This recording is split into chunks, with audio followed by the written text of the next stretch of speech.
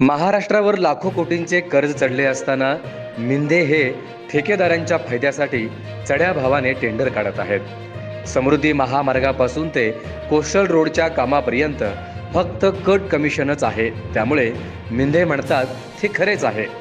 मोदी यांच्या भ्रष्टाचारावर बोलण्याचा काँग्रेसला अधिकार नाही असे मिंदे म्हणत असले तरी देशाच्या जनतेनेच मोदी यांचे बहुमत घालून मोदी हे भ्रष्टाचाराचा मेळा जमवत आहेत हे सिद्ध केलं आहे।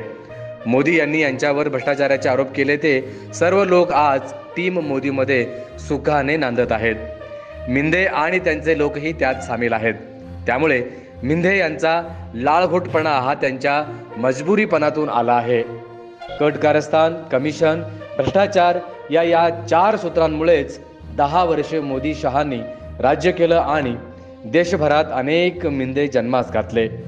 मिंदे यांनी लाळघोटपणा केला तरी मोदी यांचा भ्रष्टाचार लपून राहिलेला नाही, तो बाहेर आलाच आहे। मुख्यमंत्री मिंदे यांचा लाळघोटपणा टोकाला गेलाय। त्या टोकावरून कडेलोट होण्याचा क्षण आता जवळ आला आहे। पंतप्रधान मोदी यांच्या काळात भ्रष्टाचार वाढला, मोदी यांनी भ्रष्टाचार करणाऱ्यांना पाठीशी घातलं असा मोघम आरोप काँग्रेसचे प्रांताध्यक्ष नाना पटोले यांनी करताच मुख्यमंत्री मिंदे यांच्या अंगाचा नुसता तीळपापड झाला।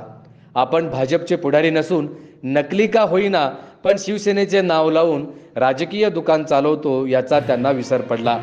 काँग्रेसला पंतप्रधान मोदींवर बोलण्याचा अधिकार नाही असे मिंदे यांचे सांगणे आहे।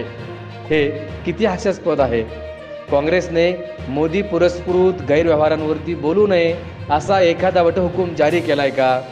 मोदी यांनी भ्रष्टाचारांचा मेळा जमा केलाय, त्याचबरोबर त्याच मेळ्यात मोदी यांना मान सन्मान आहे। मिंदे सुद्धा त्याच मेळ्यातले एक मानकरी आहेत। मिंदे यांच्या स्मरणशक्तीचा काहीतरी घोटाळा झालेला दिसतोय। मोदी यांचा लाळघोटपणा करताना मिंदे सांगतात 10 वर्षात पंतप्रधान मोदींवर एकही घोटाळ्याचा आरोप झाला नाही। काँग्रेस नेत्यांनी खूप प्रयत्न केले पण मोदींवर घोटाळा केल्याचा आरोप ते सिद्ध करू शकले नाहीत। मिंदे यांचे हे विधान गमतीचे आहे।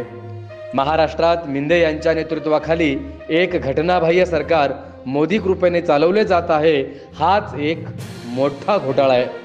शेकडो कोटींचा व्यवहार आमदार खासदारांना विकत घेण्यासाठी झालाय।